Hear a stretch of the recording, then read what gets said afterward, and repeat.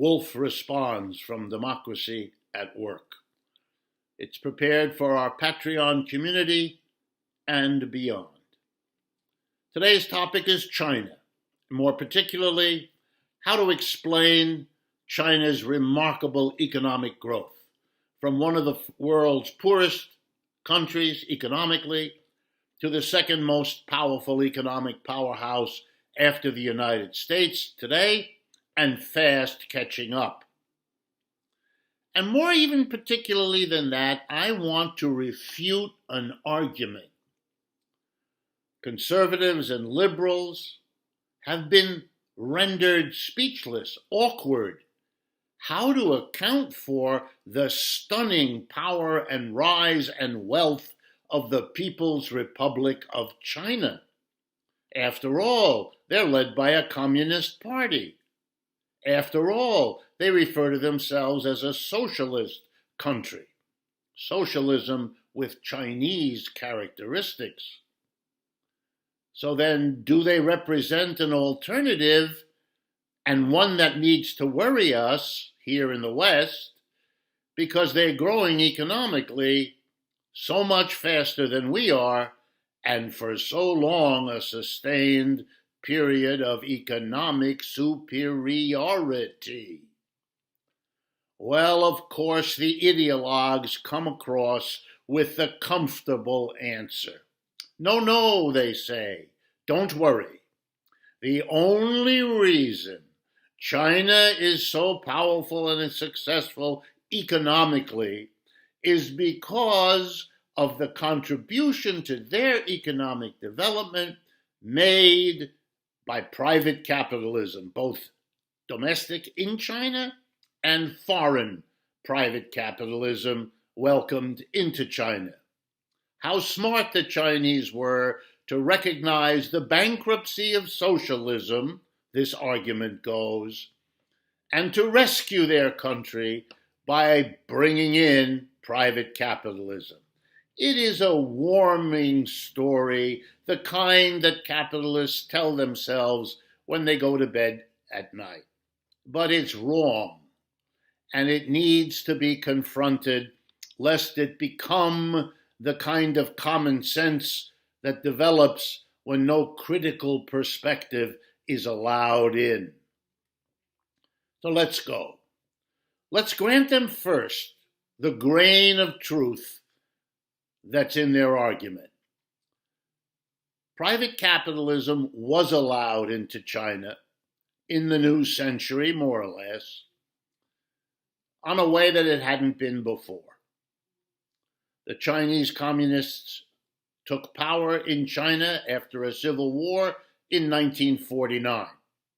So for the first 50 years, roughly, of the development of modern China, you did not have private capitalism, neither Chinese very much, and almost no foreign allowed. 50 years. During that time, here comes the counter-argument, during that time, socialist China, led by the Communist Party, transformed that country. It didn't look anything like what it had been in 1949 when we reached the year 2000. Let me explain. Over those 50 years, the transformation of China by the socialists gave them the following. The first adequate food production and distribution system in centuries, securing the diets and the nutrition of the Chinese people. As the largest country by population in the world, a stunning achievement. But it was the first of many. Transformation of its infrastructure, roads built, dams built, railroads built, harbors built, entire cities created. Stunning. A national health service that provided real medical attention to peasantries that hadn't seen it ever before. A first-rate national education system from kindergarten on up. through university, high quality, training massive numbers of people, particularly scientists, engineers, and so on. I could go on, but it's more than enough to establish a simple, irrefutable fact. The conditions for rapid economic growth, what you might call the preconditions for that growth, were established by the socialist government under the Communist Party in the first 50 years of China's existence. Without that, no rapid capitalist development would have been conceivable. And indeed, any self-respecting capitalist in China now knows that.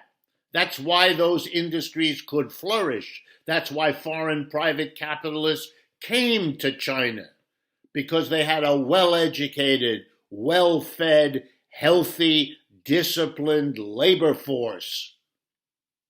That's right. That's what they came for. Low wages, but stunningly competent.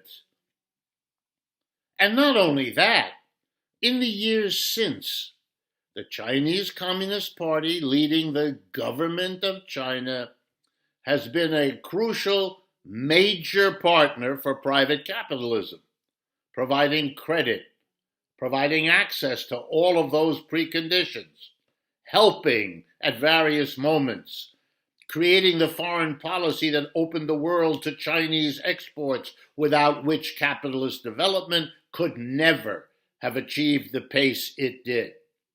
No, you put it all together, and the notion that private capitalism is somehow the unique contributor, the unique presence that all by itself gave China its power, that's the kind of self-delusion you ought to outgrow as a late teenager. But it is so comforting ideologically that you hear it repeated over and over again. It is not true. It was not true. It's embarrassing, the kind of ignorance of Chinese economic history that it reveals. This is Richard Wolff for Wolff Responds from Democracy at Work.